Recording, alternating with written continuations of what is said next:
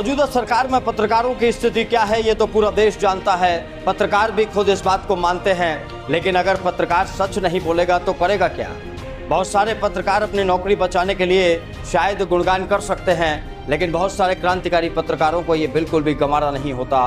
और ऐसे ही एक पत्रकार हैं उत्तराखंड के वरिष्ठ पत्रकार अजीत राठी। अजीत राठी कई बड़े चैनलों में अपनी सेवाएं दे चुके हैं और जब वो सच को उठाते हैं, सच की आवाज बनते हैं, तो उसका असर दूर तक होता है। और ये इस बार भी असर दूर तक हुआ। इस बार उन्होंने कोई बड़ी खबर नहीं दिखाई, सिर्फ ट्विटर यानी कि एक्स प्लेटफॉर्म पर एक पोस्ट किया और इस पोस्ट ने राज्य की धामी सरकार की नींद हराम कर दी। राज्य के सरकारी विभाग को यह सोचना पड़ा कि आखिर अजीत राठी के पास ये इंफॉर्मेशन कैसे पहुंची और अब इस पूरे मामले में क्या किया जाए। दरअसल अजीत राठी ने जो ट्वीट किया, उस ट्वीट में अजीत राठी ने एक प्राइवेट कंपनी यानी कि प्राइवेट बिल्डर आरसीसी बिल्डर के बारे में जानकारी दी। उन्होंने कहा कि एक बिल्डर है जिसे 90 साल की लीज पर सरकारी जमीन दी जा रही है। यहाँ पर फ्लैट्स बनेंगे, मकान बनेंगे और उन्हें फिर बाद में बिल्डर द्वारा बेचा जाएगा। अजीत राठी ने सवाल उठाया कि क्या किसी प्राइवेट बिल्डर को सरकारी जमीन 90 साल की लीज पर दी जा सकती है? क्या ये मानकों के खिलाफ नहीं है? क्या इस पर पूरी जांच करने के बाद इस पर सही तरीके से फैसला नहीं होना चाहिए? ये तमाम सवाल पत्रकार अजीत राठी की तरफ से उठाए गए थे और पत्रकार अजीत राठी ने जब ये सवाल उठाए तो उसके बाद सिडकुल को भी शर्म आ गई और सरकार को भी दबना सा पड़ गया और उसके बाद शुरू हुआ दांव-पेच का खेल। अजीत राठी को दबाव में लेने की कोशिश हुई, नोटिस भेजा गया, कहा गया कि आप सरकार की छवि धूमिल करने की कोशिश कर रहे हैं, आपको वो ट्वीट वहां से डिलीट करना होगा।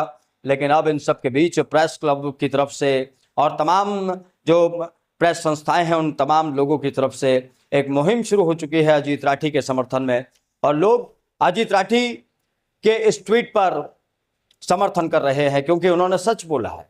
अगर एक आरसीसी डेवलपर नाम की प्राइवेट कंपनी है और आप उसे सरकारी जमीन आईटी पार्क के आसपास वाली और दे देते हैं लीज पर, उसमें भी कितना बढ़िया उन्हें सिस्टम दिया गया कि 25% आपको शुरू में देना है, बाकी आप बाद में आराम से दीजिएगा।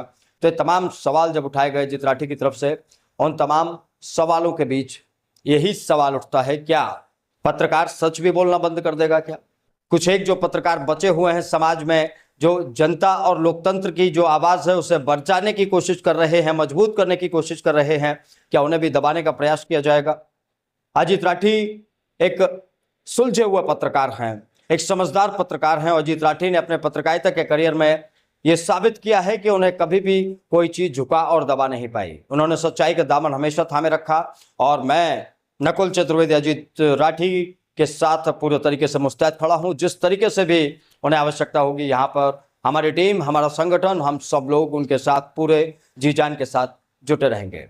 फिलहाल सरकार को ये सोचना चाहिए, धामी सरकार को, कि इस तरीके के फैसले आपकी छवि को खराब करेंगे, आपकी मुख्यमंत्री की सीट पर कहीं ना कहीं खतरा आएगा। ये तमाम चीजें आपको सोचनी पड़ेगी क्योंकि सच बोलने वाले पत्रकारों को अगर छेड़ेंगे तो नुकसान बड़ा हो सकता है।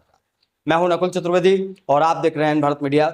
आपको ये रिपोर्ट कैसे लगी और पत्रकार पर दबाव बनाने की सरकार की कोशिश पर आप क्या सोचते हैं, हमें कमेंट बॉक्स में बता सकते हैं। नमस्कार।